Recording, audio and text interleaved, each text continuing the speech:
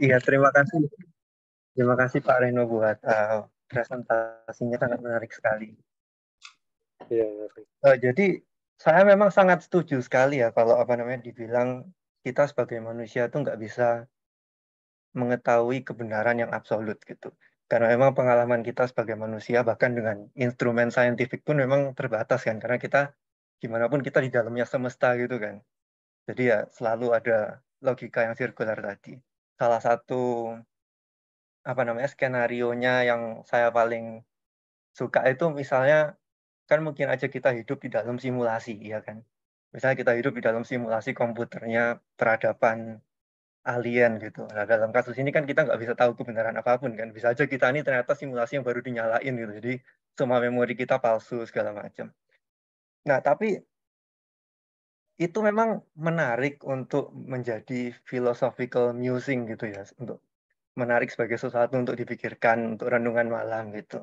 Nah, tapi kalau menyangkut apa namanya pandangan yang menuntun kehidupan kita sehari-hari, rasanya kalau dibilang semua metode untuk mendapatkan pengetahuan itu sama validnya atau sama rasionalnya, sebenarnya saya agak kurang setuju sih. Saya kurang setujunya seperti ini, karena dalam kehidupan sehari-hari, yang kita maksud rasional itu seperti apa sih? Nah, dalam makna sehari-hari yang kita maksud rasional itu adalah yang konsisten dengan realita kehidupan kita ini dan yang berguna untuk kehidupan kita kan. Terlepas dari misalnya ada kebenaran yang ya tadi misalnya kita disimulasi atau gimana pun. Saya kasih contoh misalnya metode kan ada beberapa metode untuk mencari pengetahuan ya, misalnya metode empiris atau metode saintifik.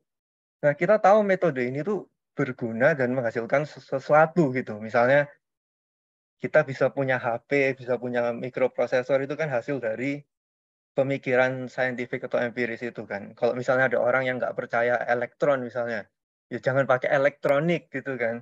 Atau misalnya ada orang yang nggak percaya teori relativitas, apa itu dilatasi waktu, kok waktu lajunya bisa nggak konstan. Ya udah jangan pakai GPS gitu kan. Nah ini sesuatu yang bisa diverifikasi oleh orang dari kultur manapun ya kan. Orang kultur manapun bisa memverifikasi. Nah tapi kalau kita bicara masalah pengalaman religius, pengalaman pengalaman religius.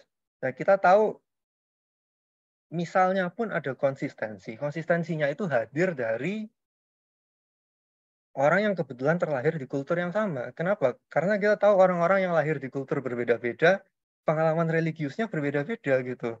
Nah, ada orang yang lahir di keluarga Kristen misalnya, pengalaman religiusnya naik ke surga, dikasih tahu sama Tuhan, oh kamu harus percaya Yesus untuk masuk surga.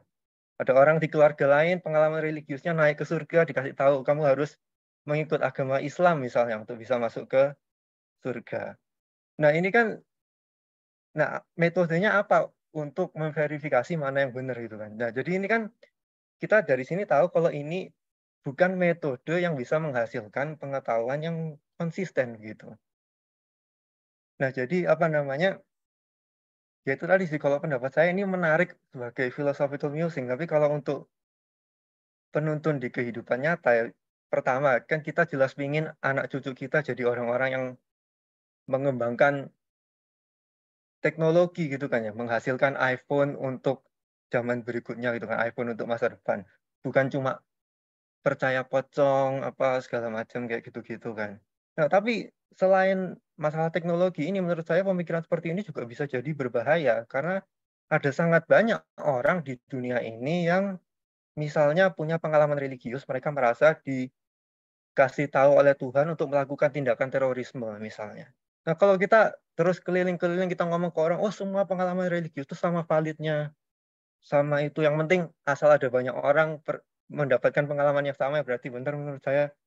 Ya, saya setuju itu mungkin benar, mungkin mereka yang benar ya, mungkin mereka yang benar. Tapi saya sendiri pribadi sih nggak pengen hidup di dunia di mana pendapat seperti itu dibenarkan gitu. Saya ingin tahu pendapatnya Pak Reno. Terima kasih.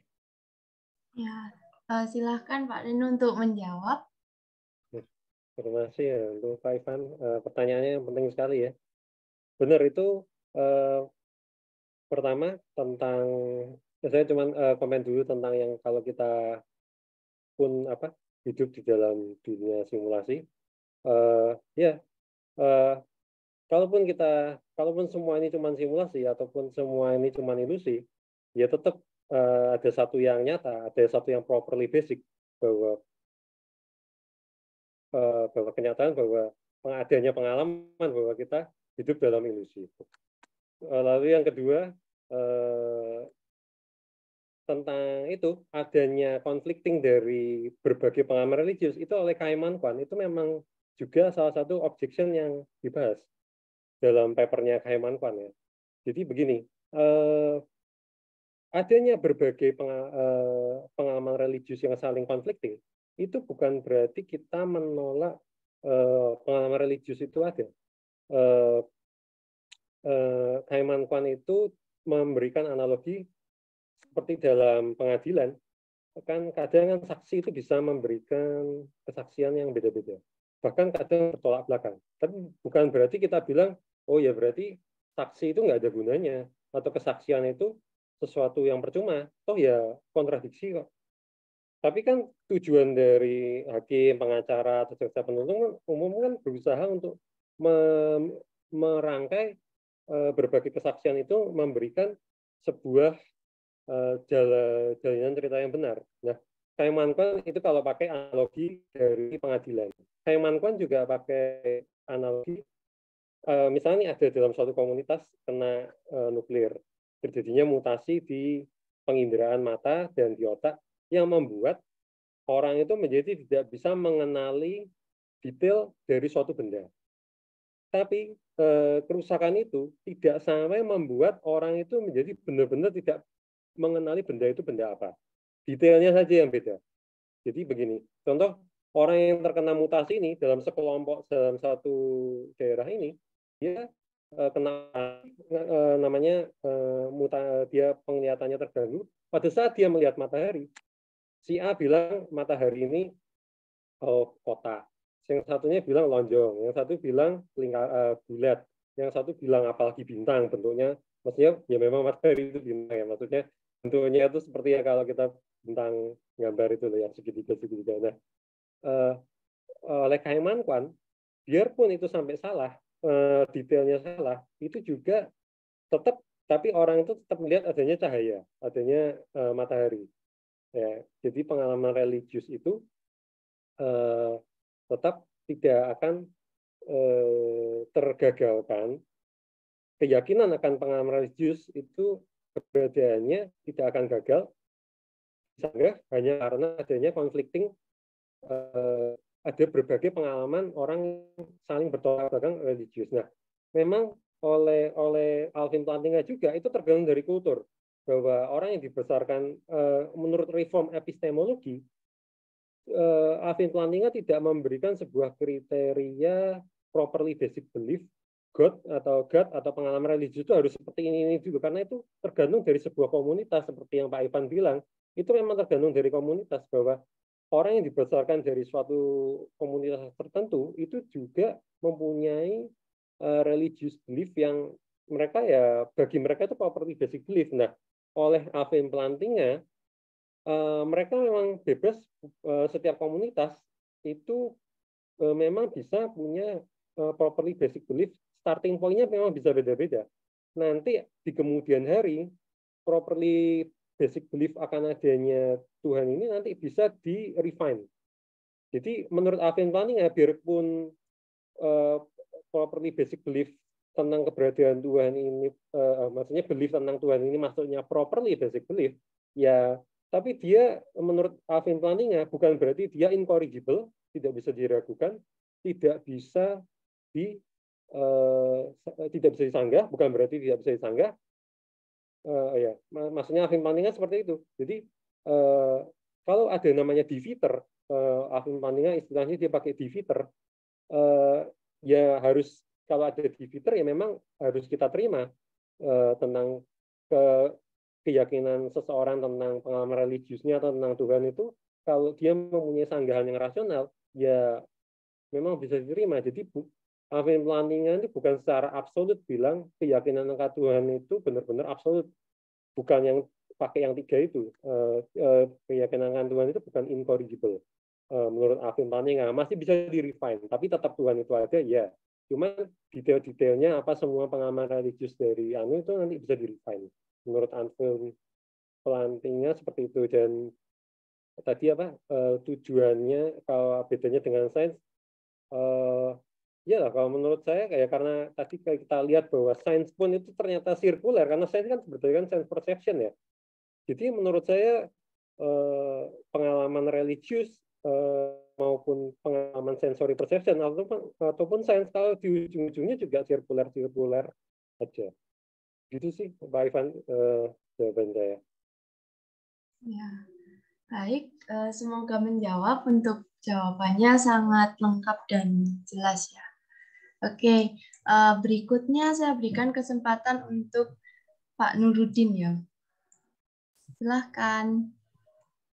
Selamat malam, Dr. Ino. Bisa terdengar? Ya, malam Mas, terdengar Mas. Ya, menarik sekali. Tapi saya telat ya, mohon maaf tadi.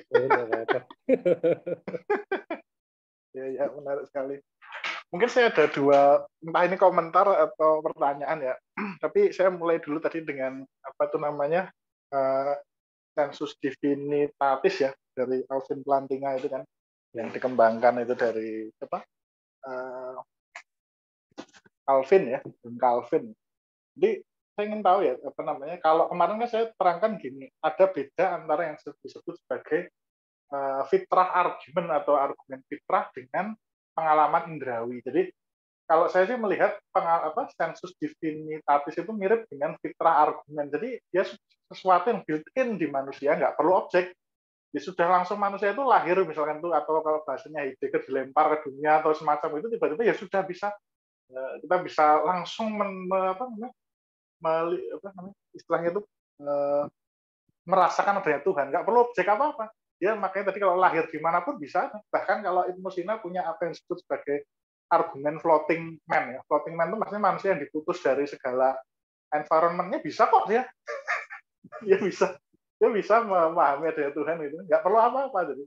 Tapi kalau tadi mungkin itu ekstensi ya, argumen ekstensi tentang indrawi, pengalaman indrawi, misalkan William James, yang lain-lain. Jadi pengalaman indrawi itu mungkin paling kalau bagi saya singkatnya gini. Kalau kita misalkan lihat analoginya gini, kayak kita lihat di dunia mimpi dengan di dunia yang fisik ini ya, dunia indrawi ini sebenarnya sama kok. Misalkan saya pergi ke Jakarta, Dr. Eno pergi ke Jakarta, suruh cerita, mesti ceritanya beda. Padahal sama-sama loh ada Jakarta. Jakarta bukan omong kosong, kita ada, memang benar-benar ada. Tapi ceritanya mesti beda, karena misalkan saya suka Monas gitu, saya ceritanya Monas gitu kan. Sementara Dr. Eno mungkin bukan, senangnya mungkin apa di sana ada taman mini gitu, ceritanya kok beda ya, kayaknya tempatnya dua-duanya kok beda sama sekali. Tapi kan sebenarnya ada, semuanya sama kok. Dunianya itu ada, cuman kita menceritakannya berbeda. Sama dunia fisik dengan dunia mimpi, ceritanya kan bisa berbeda juga, toh dunianya sama.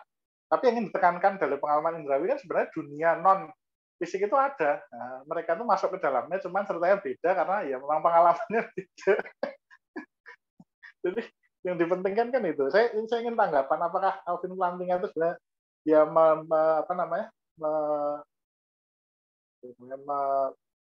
dua argumen itu dia satukan itu menjadi supaya iya kita seperti rasionalisme dan empirisme itu iya kita memang dari sononya tidak ada yang built-in dalam diri kita sehingga kita bisa membayangkan itu. Kalau nggak bisa membayangkan kok, tiba-tiba kok kita bisa membayangkan Tuhan. Yang kedua, kita memang ditambahkan oleh Plantinga soal bukti empiris tadi, soal pengalaman indrawi. Saya butuh tanggapan itu yang pertama. Yang kedua, saya ingin tahu ya, kalau di dalam tradisi Buddhis ya, itu ada Buddha nature ya. Nggak tahu itu apa ada di dalam semua tradisi Buddhis atau enggak. Apa itu mirip sensus divinitatis ya? Jadi bahwa sebenarnya di diri kita itu sudah ada istilahnya Buddha nature ya. Mungkin kita lupa aja. Sehingga kalau sebenarnya kita sudah bisa langsung ke sana, ibaratnya bisa dapat pencerahan. Kalau tanpa itu ya mungkin nggak bisa. itu yang mungkin ini yang tiga ya. Kalau kira-kira itu ditempatkan dalam studi agama-agama dunia, kira-kira apa ya sumbangan Alvin Plantinga dengan ya? Yang mungkin bisa di-share ke agama-agama lain. Mungkin tesisnya apa ya kira-kira dari reform apa itu namanya tadi epistemologi. Mungkin itu aja Dr. Reno, terima kasih. Silahkan Dr. Reno untuk menjawab. Oh ya, terima kasih Mas Nuruddin, pertanyaan bagus sekali. Yang pertama tadi tentang apa sensus divinitatis. Divinitatis ya. Apa tadi saya lupa malah. Maaf, yang pertama. Oh, yang pertama itu ini ya. Jadi kan kalau sensus divinitatis itu setahu saya dia built-in ya. Jadi dia langsung orang tuh bisa berpikir tentang Tuhan itu ada, nggak perlu objek ya, nggak perlu dia bersentuhan dengan kultur atau apa alam dan lainnya, nggak bisa. Tapi apakah si Plantinga itu apa namanya dia menambahkan semacam kayak argumen empiris gitu. Jadi tadi pengalaman religius tadi kan misalkan oh kita tiba-tiba bisa apa merasakan adanya mukjizat kayak apa tiba-tiba pencerahan, enlightenment atau apapun itu kan mungkin tambahan juga apa seperti itu ya. Jadi dia menambahkan sehingga supaya makin kuat. Atau itu dua argumen terpisah tapi sama-sama misalkan argumen ontologisnya Plantinga, mungkin itu bisa diklarifikasi ya. Oh ya, Alvin yang saya baca kalau Alvin Plantinga tentang sensus divinitatisnya itu untuk memberikan dasar bahwa keyakinan akan Tuhannya, bahwa keyakinan akan Tuhan itu masuknya properly basic belief itu tidak ad hoc. Jadi bahwa ternyata ada kaum banyak orang itu percaya akan adanya Tuhan, bahkan terutama bahkan ada kelompok reform itu sampai mempunyai konsep bahwa adanya sensus divinitatis. Berarti bahwa keyakinan akan adanya Tuhan ini benar-benar basic, properly basic. Jadi karena kok sampai ada banyak orang di seluruh dunia kita amati banyak hampir semua percaya Tuhan, keberadaan Tuhan, bahkan ada suatu kelompok yang mengkonsepkan bahwa sensus divinitatis, bahwa Tuhan memberikan sensus divinitatis. Ditulis bahwa kalaupun Alvin Plantinga tidak mendengar atau tidak membaca tentang dari John Calvin tentang sensus divinitatis, itu tidak akan meruntuhkan fondasi dari reform epistemologi ini. Karena reform epistemologi ini, Alvin Plantinga itu argumen juga utamanya, itu kan memang menolak klasikal fondasionalisme itu tadi, bahwa sesuatu itu rasional kalau harus ada bukti. Nah, jadi yang basic belief tadi itu. Nah, yang dipatahkan oleh Alvin Plantinga dulu kan itu dulu supaya memberikan jalur supaya basic belief-nya itu tidak hanya tiga itu, tidak hanya yang incorrigible, self-evident yang ataupun yang evident to the senses. Tapi karena banyak keyakinan kita seperti ingatan, saya tadi makan apa, itu kan nggak ada bukti lain, nggak ada bukti sains yang bisa membuktikan bahwa saya tadi, maksudnya saya tadi makan di masa lalu makan apa kan nggak ada, gimana ya, masa lalu enggak, ingatan juga nggak bisa dibuktikan gitu, atau keyakinan akan adanya kesadaran orang lain gitu. Nah, Alvin Plantinga dulu bilang bahwa keyakinan akan, kita yakin adanya orang lain bisa punya kesadaran itu rasional, tapi kita tidak bisa membuktikan. Ya sama, keyakinan akan adanya Tuhan itu juga tidaklah. Habis God of Other Minds, habis itu di buku-buku berikut nanti terus masuk yang itu sensus divinitatisnya Alvin Plantinga. Jadi ya benar sih, emang digabungin untuk itu memperkuat ya, karena sensus divinitatis itu membuktikan bahwa keyakinan akan Tuhan itu bukan sebagai basic, itu bukan ad hoc, jadi bukan sekedar memang dimasuk-masukin, ya memang itu ya memang ada. Terus yang kedua itu tadi apa Mas? Maaf.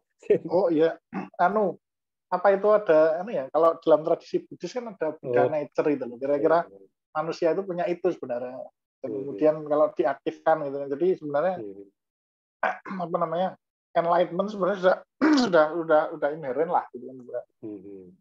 Apa mirip atau enggak gitu maksudnya? Oh iya, kalau di Buddhisme yang itu Buddha nature atau istilahnya Buddhata atau ada yang bilang Tathagata Garbha atau Buddhanya, nah itu di Buddhis, karena Buddhis menganut pandangan anatta ya atau anatman, apalagi kalau yang Mahayana kan yang Madhyamaka, tidak ada inti yang inherent di hal apapun, termasuk Buddha nature pun itu sesungguhnya tidak benar-benar ada di menurut Madhyamaka, menurut Buddhisme. Jadi beda dengan sensus divinitatisnya Reform ya. Dan bahkan jadi kan memang kita kalau kita sering dengar itu ada orang bilang oh semua makhluk mempunyai benih Buddha. Nah, itu tidak diartikan seperti sensus divinitatis ya. Karena ya itu hanya kalau di Buddhisme itu memang ada konsep namanya upaya kausalia. Jadi suatu ajaran itu kadang tidak langsung bilang wah kamu ini ternyata nggak ada, atau ya mesti ngomongnya oh ini ada Buddha nature ya di Buddha nature tuh ada semua orang itu bisa menjadi Buddha ya, mesti ngomongnya kan gitu dia ya. Kalau langsung ngomongnya nggak ada tuh Buddha nature, nah, nanti orang mungkin kalau di sutra-sutra Buddha itu seperti itu. Jadi bilang ada tuh namanya Buddha nature. Nanti yang lainnya di sutra lain bilang nggak ada tuh, tiada Buddha, tiada Buddha nature, tiada duka, tiada nibbana, tiada samsara tuh ya masih begitu. Tapi ada nanti di sutra lain bilangnya oh ada duka, ada sebab duka, ada akhir duka kan gitu. Ada yang nanti bilang tiada ya. Jadi Buddha nature itu mungkin hanya kalau bisa diartikan hanya bilang bahwa nature, bahwa sesungguhnya itu ya nggak ada nature apa-apa gitu. Tapi memang yang menarik itu di pandangannya Xianchang ya. Xianchang itu Tong Samsong itu beliau itu punya pandangan tidak semua kan, kalau umumnya kalau kita lihat di berbagai acara TV atau apa bukan acara, kalau pas Waisak itu kan semua mempunyai benih kebudayaan atau apa ya. Nah, Tong Samsong itu, Xuanchang itu beliau penganut Citamatra bilang bahwa tidak semua makhluk punya Buddha nature. Ada yang memang ditakdirkan tidak bisa jadi Buddha. Nah kan hebat bilang seperti itu. jadi rupanya penganut determinisme ya. Jadi ada yang ya memang ada pandangan semuanya, maksudnya Buddha nature semuanya bisa jadi Buddha. Tapi Tong Samsong bilang tidak, ada yang tidak bisa jadi Buddha. Istilahnya Buddha Gotra. Jadi kalau di India kan Gotra itu kasta. Jadi ada yang kamu cuma bisa jadi Sawaka Buddha. Jadi Buddha kalau kayak ceritanya kan murid yang mencapai kebudayaan dengan ada 3 jenis Buddha. Yang satu jadi Buddha karena belajar ajaran Buddha, itu namanya Srawaka Buddha. Ada yang jadi Buddha karena bisa mencapai pencerahan karena usaha sendiri tapi nggak bisa ngajar, namanya Paceka Buddha. Ada yang bisa jadi Buddha karena belajar sendiri dan bisa mengajar, namanya Sama-sama Buddha, yaitu kayak Buddha Gautama. Nah, yang Xianchang itu ya itu bilang ada yang gotranya sendiri-sendiri. Ya kamu itu cuma bisanya jadinya apa? Sawaka Buddha. Kamu itu si A bisanya jadi Paceka Buddha. Satunya jadi nah ini bisa nih jadi Supreme yang sama-sama Buddha. Nah, yang ada yang satu lagi yang apes itu kamu nggak bisa jadi Buddha. Pokoknya maksudnya tapi nggak tahu ya, itu pandangan Citamatranya beliau itu juga tidak diterima oleh semua mazhab. Tapi yang jelas pandangan Madhyamaka sesungguhnya tidak ada yang namanya gotra juga, karena ya tidak ada inti yang inherent ya, jadi sesungguhnya tidak ada yang namanya benih kebudayaan, tidak ada orang yang memang ditakdirkan jadi ini gitu seperti itu. Seperti itu. Kalau yang ketiga ya, terus yang pertanyaan ketiga yang apa? Oh ini kira-kira apa ya kalau yang bisa disumbangkan Alvin Plantinga dan epistemologi reformnya untuk studi agama dunia ya. Jadi kira-kira apa yang mungkin agama lain bisa pelajari lah, misalkan yang bukan pemeluk Kristen, bukan pemeluk misalkan tadi orang Buddha, apa yang bisa dipelajari dari reform epistemologi, atau orang Hindu misalkan apa kira-kira itu ya.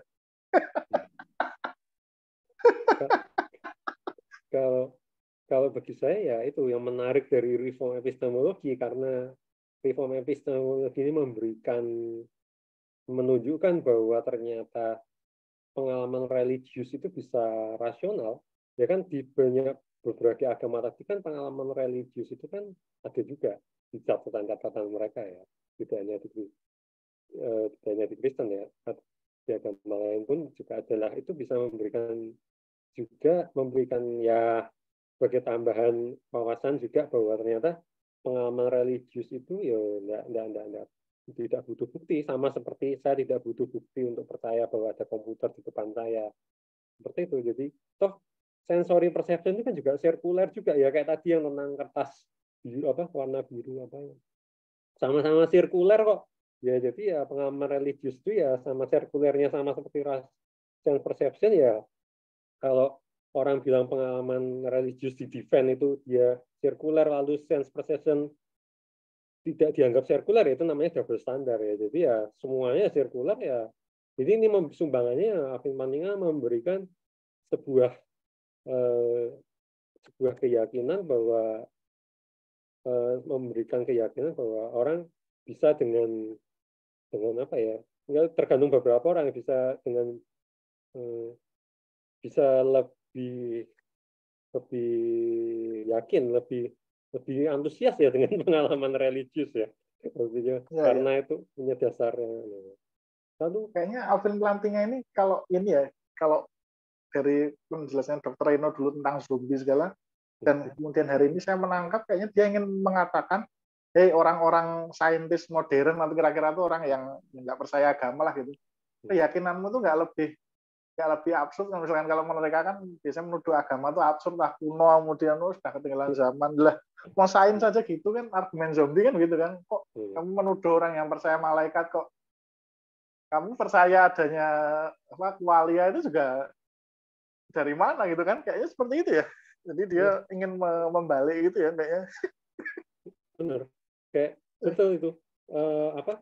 Benar, memang bahwa ternyata yang banyak hal yang kita yakini, yang kita bilang rasional itu juga tidak bisa dibuktikan, termasuk yaitu sirkular, keyakinan akan adanya pikiran orang lain itu juga paling banter kan analogi kata Alvin Plantinga. Jadi saya melihat orang lain itu kok menangis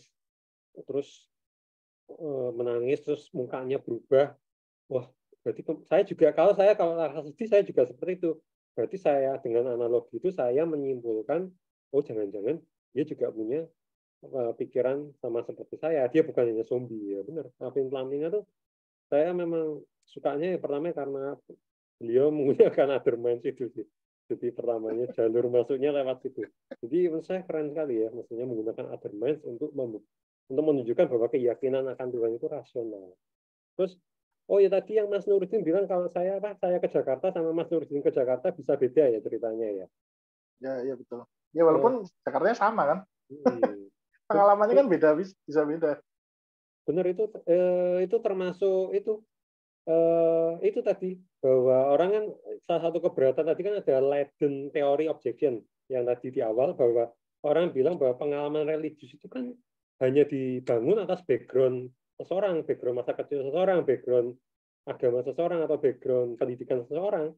Latent, jadi ada teori yang mendasari dia mempunyai persepsi religius, pengalaman religius ini berdasarkan pendidikan dia.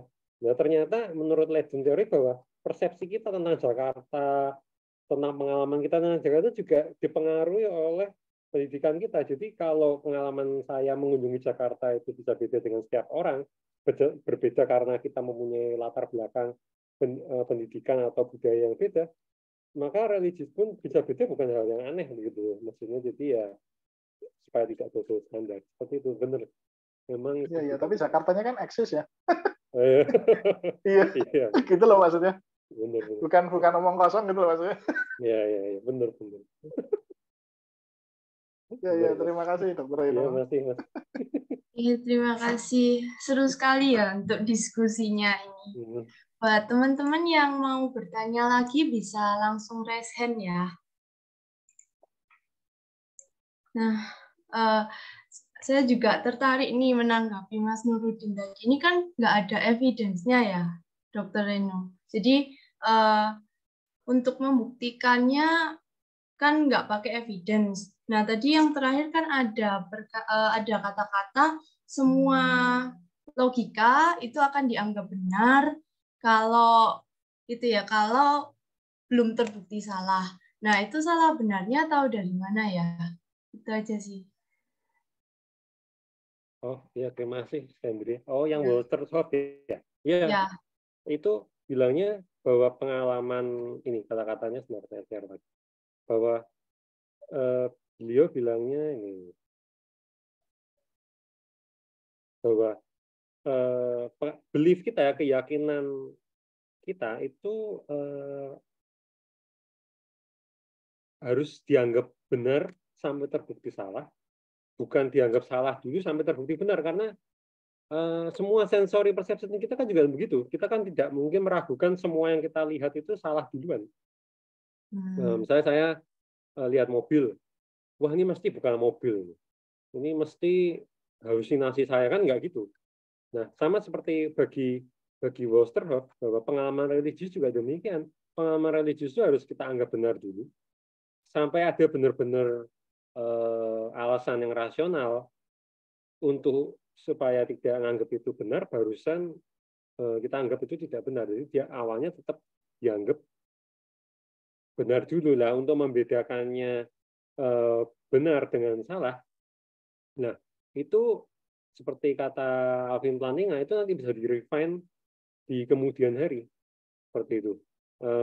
Tidak apa untuk melihat itu benar-benar properly basic belief atau salah di situ maksudnya maksudnya tidak benar-benar ada ya pengalaman itu ya itu nanti bisa bisa di refine begitu Andrea. Jadi memang seperti itu. Ya, berarti apakah dari bukti atau hanya bisa juga rasional, misalnya masuk akal gitu. Ya itu karena reform epistemologis ini bilangnya tidak butuh bukti bahwa pengalaman religius ini benar-benar ini kalau pakai yang argumen dari religious experience ya sama seperti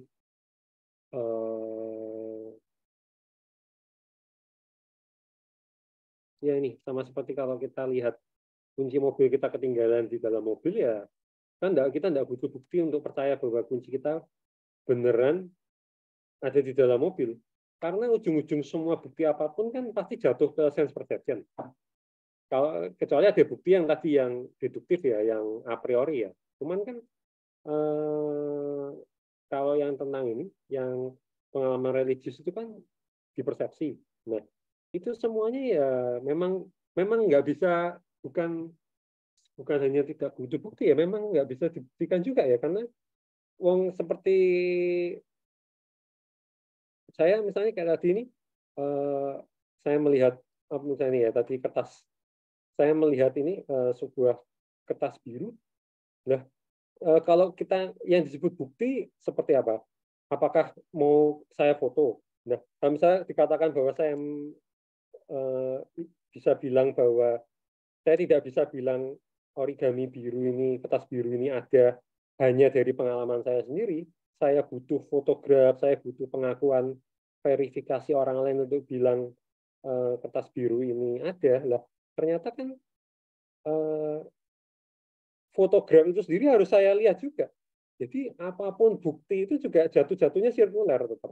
Jadi ya ujung-ujungnya ya tidak ada benar-benar ada bukti ya. Karena sense perception itu ujung-ujungnya semua bukti yang kita kan masuk ke indera kita. Gitu sih saya Sandra. Maaf untuk koneksi saya tadi terputus. Oke, ya. Bisa dilanjut. Berarti untuk benar dan salahnya itu apakah harus perlu bukti atau cuma rasional aja bisa? Oh, ya. Jadi itu bahwa benar dan salah itu nanti karena dia properly basic belief, jadi memang harus dialami. Kalau dan itu benar salahnya itu dia berdasarkan oleh menurut Alvin Plantinga itu bisa di-refine oleh dalam satu komunitas tentang pengalaman religius itu tersebut. Tidak bisa lewat rasional juga. Jadi itu memang harus tanpa bukti lah. Maksudnya tadi kan kalau diperlukan bukti, ya bukti apapun ujung-ujungnya kan masuknya kalau nggak a priori atau sense perception ya. Sense perception apapun seperti kalau kayak gini kayak tadi pas keputus ya. Yang saya bilang apa bukti bahwa saya melihat kertas biru ini ada di depan saya. Buktinya apa? Kalau saya cuma bilang oh kertas biru ini ada karena saya mengalaminya, lalu itu dibilang tidak sah karena itu sirkuler. Nah sekarang kalau dibilang kertas biru ini ada ya karena itu bisa dialami orang lain, bisa difoto, bisa disentuh. Nah sekarang kalau oleh Mafrodis dibilang, nah sekarang foto itu sendiri kan juga harus saya lihat. Nah jangan-jangan nanti saya butuh foto untuk memfoto. Saya butuh foto untuk membuktikan bahwa foto itu ada. Jadi fotonya difoto lagi, nanti difoto lagi. Jadi infinite regress. Nah kan nggak selesai-selesai. Jadi kita harus menerima bahwa ujung-ujungnya tidak ada bukti. Ujung-ujungnya tidak bisa ada bukti yang tidak sirkuler, seperti kata William Alston. Jadi ya yang disebut bukti dan bukan bukti ya ujung-ujungnya ya memang harus saya alami sendiri. Kalaupun saya tanya orang apakah orang lain teman saya itu melihat adanya kertas biru, nah bukti bahwa teman saya itu hadir untuk melihat kertas biru apa? Kan tetap harus saya lihat dia kan, tetap sense perception saya lagi lah. Nanti kalau nanti saya butuh orang teman saya yang ketiga untuk melihat teman saya kedua lagi ngelihat kertas biru. Nah kan nggak selesai juga infinite regress. Jadi yang disebut, jadi memang reform epistemologis ini tujuannya itu adalah membawa sampai benar-benar basic. Jadi sehingga dibilang bahwa keyakinan akan Tuhan atau pengamanan religius itu tidak dibutuhkan bukti ya memang karena bukti memang apapun itu akan sirkuler seperti itu sih. Tetap tidak ada bukti independen yang bisa membuktikan ini benar salah atau apa karena otomatis ujung-ujungnya sirkuler nanti. Seperti itu sih sebenarnya. Ya sih, karena kita lihat kertas biru kalau orangnya buta warna juga nggak tahu. Kalau ya persepsi indera kita kan juga terbatas, sedangkan warnanya di dunia udah banyak. Nah tadi di kolom chat saya lihat ada yang tanya mengenai COVID ya, bisa langsung disampaikan ke Dr. Reno. Ya mohon unmute ya. Oh ya, terima kasih Pak Irfan. Jakarta eksis tapi COVID enggak sekedar tebak-tebakan. Jadi metodenya pun enggak ada. Bagaimana? Ya, itu dari Pak Ivan ya. Silakan di-unmute. Pak Irfan. Nah, ini Irfan yang. Oh Irfan ya beda. Oke itu dulu. Habis itu baru Ivan. Jakarta. Ya saya menanyakan dok. Oh ya. Metode ilmiah itu kan dominan sekarang itu yang ujungnya positivisme ya tidak ada goib-goib termasuk Tuhan termasuk pengalaman keagamaan. Dan itu makin mendominasi saya lihat dan kemana-mana ke kedokteran itu paling terkena itu. Kalau ilmu sosial masih bisa berkelit. Nah soal COVID itu kan metode ilmiahnya dipakai seolah-olah benar-benar ada padahal mana buktinya? Saya 3 tahun ini kena pilek biasa sembuh aja nggak ada tuh, nggak pakai vaksin bagaimana dok? Kasih. Oh ya terima kasih untuk Pak Irfan ya. Ya untuk tentang pembuktian ilmunya ini kan pakai metode ya argumen induktif ya. Jadi tentang keberadaan COVID itu kan dalam betul memang dikatakan toh ujung-ujungnya penalaran induktif itu kan juga sirkuler ya. Tapi kan dalam artian dalam konteks ini untuk COVID ya tetap COVID itu ada karena pertama saya lupa ada 5W-nya Milton atau apa bahwa saya lupa ada 5W Milton untuk membuktikan argumen induktif ya strong. Memang yang namanya argumen induktif itu tidak membawa keniscayaan ya. Dia hanya bisa sesuatu yang strong ya. Memang selalu disebut bukti induktif itu tidak bisa niscaya ya. Tapi karena dalam hal ini COVID itu strong dia. Maksudnya dia kogen karena bisa maksudnya ditemukan bahwa orang sakit itu ada virusnya di PCR, dia ada virusnya lalu diberikan obat. Seperti saya lupa di 5 Newton Way itu ada untuk menilai sebuah argumen induktif ya. Jadi maksudnya kalau ini ada, nanti yang di sana tidak ada, nanti yang di sini tidak ada, sana ada, itu nanti ada 5 Newton Way, saya lupa detailnya, cuman maksudnya COVID itu kan dia dibuktikan secara induktif dia strong, memang ada kogen itu karena yaitu ada kalau di percobaan di eksperimental virus ini kalau dimasukin nanti akan timbul gejala itu kan konsisten, itu yang dilihat sih. Nah kalau dilihat bahwa diri saya itu selama ini batuk pilek saja, kalau hanya menggunakan namanya induktif, tidak bisa menggunakan satu sampel satu orang saja diri saya, bahkan jangankan satu, mau 100 pun kadang atau 1000 jutaan pun bisa kurang untuk penalaran induktif. Nah, jadi apalagi cuma testimoni satu orang itu tidak bisa mendukung kesimpulan bahwa COVID tidak ada. Misalnya saya 3 tahun jelas tidak pernah kena COVID. Diperiksa memang tidak pernah batuk juga itu berarti bahwa COVID tidak ada, kan juga tidak seperti itu.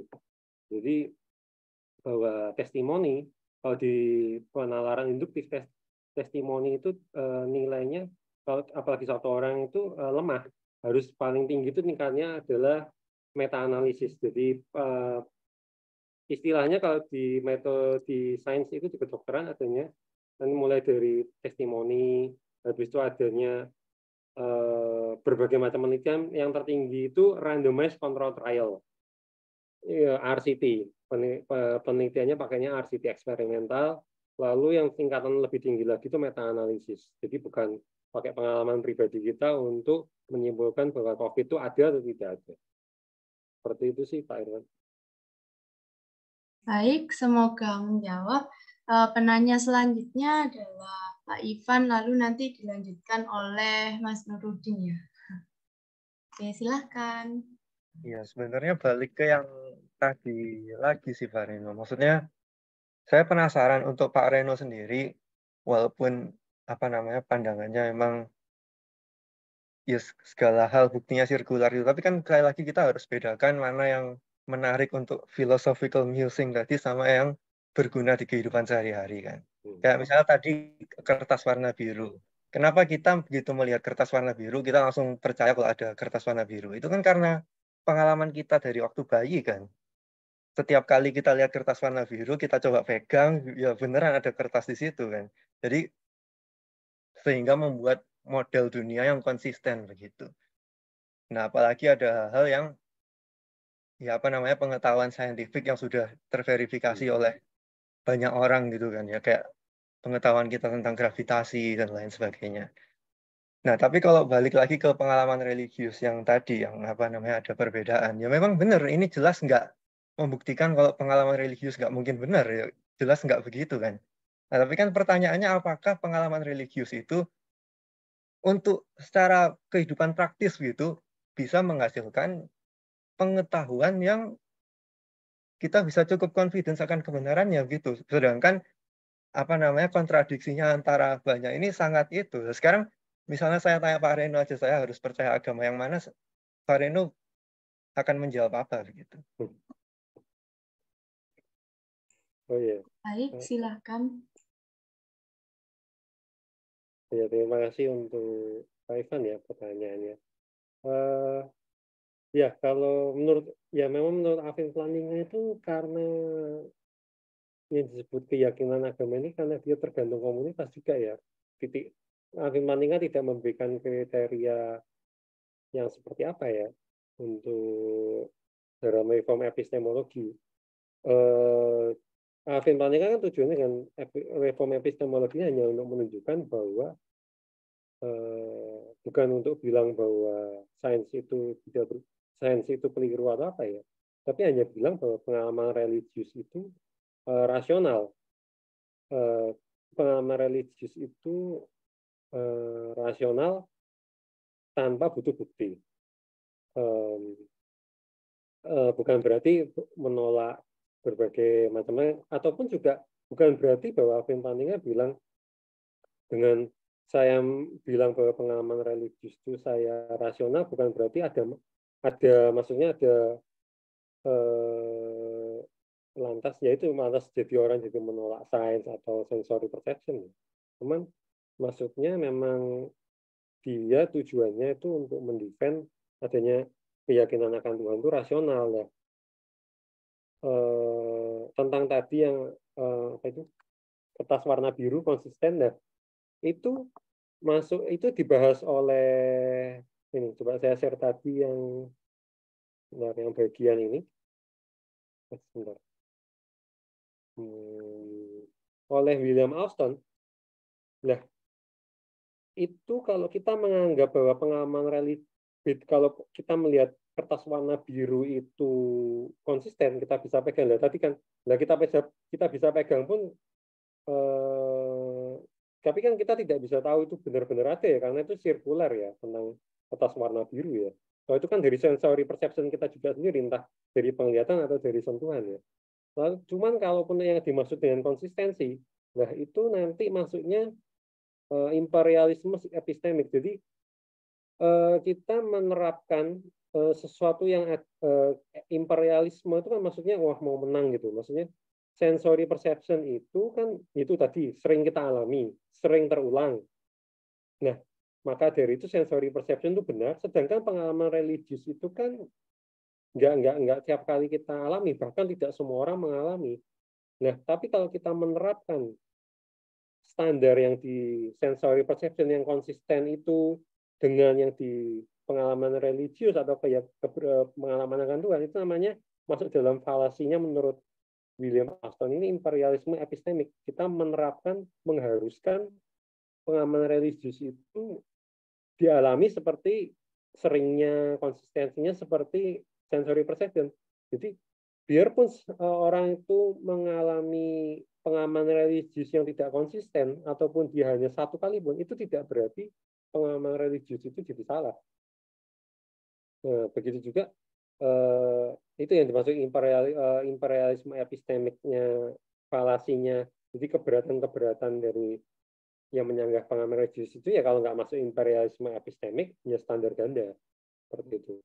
Terus kalau dibilang tentang agama apa yang mau diyakini oleh seseorang, wah lah itu tergantung, itu tidak bisa dipilih ya, karena maksudnya kita tidak bisa meyakini saya mau meyakini agama A, saya mau meyakini agama B.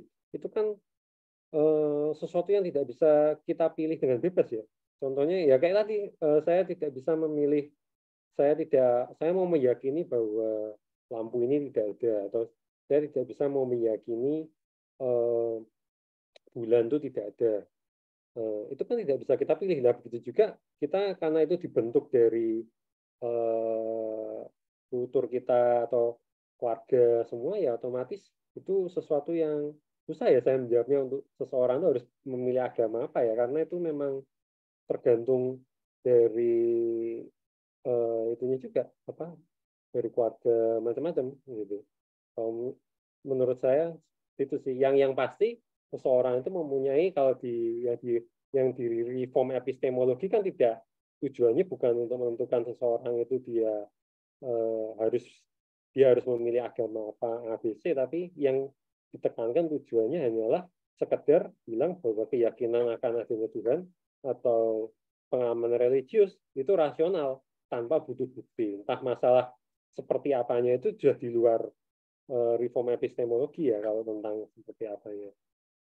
Ya, cuma maksud saya kalau dalam kehidupan praktis lah, antara saya mempercayai misalnya teori relativitas gitu, sama misalnya saya dapat pengalaman religius, menurut saya cukup rasional dalam makna sehari-hari ya, untuk lebih mempertanyakan pengalaman religius pribadi saya sendiri daripada mempertanyakan teori relativitas. Pak Reno setuju nggak? Soalnya teori relativitas maksudnya orang-orang tahu, orang-orang pakai GPS sehari-hari ya kan.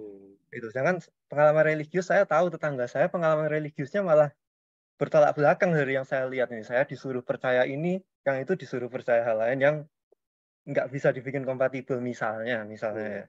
Jadi kan di sini kata rasional itu, kalau kita mau kata rasional ini ada makna yang berguna dalam kehidupan sehari-hari, ya menurut saya beneran kan lebih rasional untuk saya lebih mempertanyakan pengalaman religius saya daripada iman saya terhadap teori relativitas gitu loh. Ya memang benar kalau kita percaya kebenaran absolutnya kayak tadi saya bilang kan mungkin ini semua simulasi atau apa ya kan kalau kita mau. Tapi ini kan cuma menarik untuk perdebatan gitu. Tapi untuk kehidupan praktis, masa sih Pak Reno sendiri nggak merasa kalau saya seharusnya lebih mempertanyakan pengalaman religius, apalagi kalau pengalaman religiusnya kebetulan yang aneh-aneh gitu. Misalnya saya dihantui kucing berkepala kambing atau apa gitu kan. Ya, bisa langsung dijawab untuk Dr. Reno, lalu ya langsung ke Kak Nurudin ya. Ya, itu ya ini sesuai dari Alvin Plantinga sendiri bahwa biarpun tanpa bukti bukan berarti saya bisa mempercayai segalanya. Lah, masalahnya kan tidak bisa kita mempercayai segalanya itu sebagai rasional. Ini seperti kata Alvin Plantinga di sini. Seperti kita tidak bisa mempercayai adanya The Great Pumpkin itu yang akan kembali setiap hari Halloween. Nah, jadi memang ya namanya belief ini memang, dan lagian belief in God itu dia tidak sampai bilang bahwa segalanya harus jadi dipercaya loh, kata Alvin Plantinga. Jadi termasuk kepercayaan aneh-aneh, ya itu bisa saja Alvin Plantinga bilang itu bisa didismiss memang. Yang tidak rasional ya tadi tentang rasionalitas. Ini tadi memang di awal saya untuk pendahuluan memberikan bahwa sebentar, awalnya ini. Nah ini untuk pendahuluan bahwa rasional yang dibilang oleh Alvin Plantinga, ya itu benar seperti yang kata Pak Ivan juga sih, setuju memang Alvin Plantinga bahwa yang disebut rasional itu ya dia harus sesuai norma, harus sesuai tanggung jawab sama sesuai yang berlaku terhadap yang lain, jangan sampai merugikan orang lain. Ini yang disebut Alvin Plantinga rasional. Ini kata-kata Alvin Plantinga sendiri. Jadi yang disebut rasional bukan hanya dia sekedar tentang tidak self incoherent atau inkonsisten, bukan, tapi lebih dari itu memang harus sesuai norma, bermanfaat, tidak meninggalkan tanggung jawab, itu yang disebut rasional. Begitu Pak Ivan, ini Alvin Plantinga. Ya, baik, semoga menjawab. Untuk penutup dan tanggapan terakhir, saya akan bacakan pendapat dari Kak Nurudin ya. Nanti Kak Reno bisa bisa menanggapi secara singkat tentang tanggapan ini. Jadi ya, saya memang memahami Plantinga ingin membela bahwa agama seringkali dituduh dogmatis, kepercayaan tanpa bukti. Lalu Plantinga membalik logika dengan menyatakan apa itu bukti. Apa yang diklaim bukti tidak lebih kuat dari yang diklaim dogmatisme tadi. Lalu tanggapan kedua tentang COVID. COVID itu tidak ada dalam artian nama. Ya bisa disebut macam-macam ya, SARS-CoV, Corona, ya, dan lain-lain. Orang juga punya pengalaman beda ya, kayak ada yang terbakar, ada yang biasa, ada yang sesak. Nah, pengalaman ini sangat plural dalam merasakan fenomena COVID, tapi justru pluralitas itu membuktikan adanya COVID bukan tidak ada karena pengalamannya kok banyak sekali. Apakah seperti itu? Oh ya, terima kasih Mas Nurudin. Iya benar kok, saya setuju tuh ya, benar ya, memang kata Plantinga seperti itu. Jadi tidak ada bukti, benar tidak butuh bukti. Apa itu bukti? Yang disebut bukti itu sendiri juga ya ternyata ya sirkuler juga, begitu. Benar kok, dogmatisme benar. Apa yang diklaim bukti tidak lebih kuat dari yang diklaim dogmatisme. Ya benar, setuju kok. Terus tentang COVID, iya benar, itu banyak pengalaman itu yang membuktikan ya benar COVID itu ada. Ya, baik. Tanggapan Kak Nurudin menjadi akhir dalam sesi jumpa kita hari ini.